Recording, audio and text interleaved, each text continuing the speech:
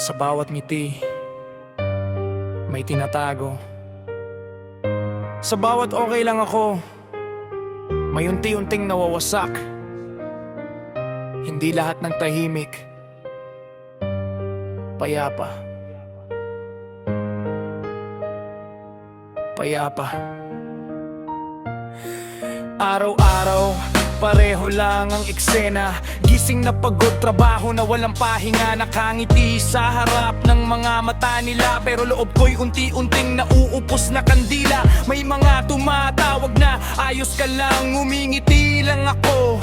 Oo naman, pero hindi nila alam. Gabi-gabi may laban sa isip kong parang kulong. Sa digmaan, mga pangarap na dati kong hawak, ngayong parang hangin na lang na lumalipad. Utang, problema, sabay-sabay dumadagsa, parang buhos ng ulan na walang tigil sa lupa. Ako'y nakangiti, multo sa gitna ng dilim.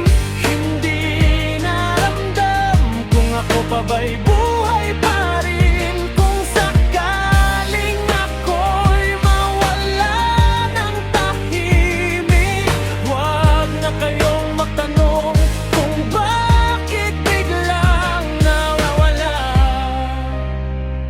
Hindi ito drama, ito ang realidad. Maraming tao ang ngumingiti pero wasak sa social media.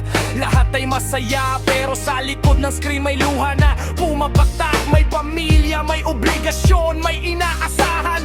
Kahit ubos na sarili, tuloy ang laban. Laban lang pre, sabi nila sa paligid, pero sino ba ang kakampi pag ikaw na ang giba ng isip? May pagkakataon na gusto ko nang tumigil, pero may boses na bulong, kaya mo pa gising. Hanggang kailan ba ang gising na walang pahinga? Hanggang kailan ang taong hindi na makahinga?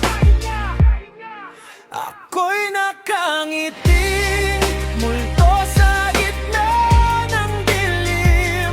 Hindi naramdam kung ako pa ba'y buhay pa rin. Kung sakaling ako'y mawala ng tahimik, huwag na kayong magtanong kung bakit biglang nawala.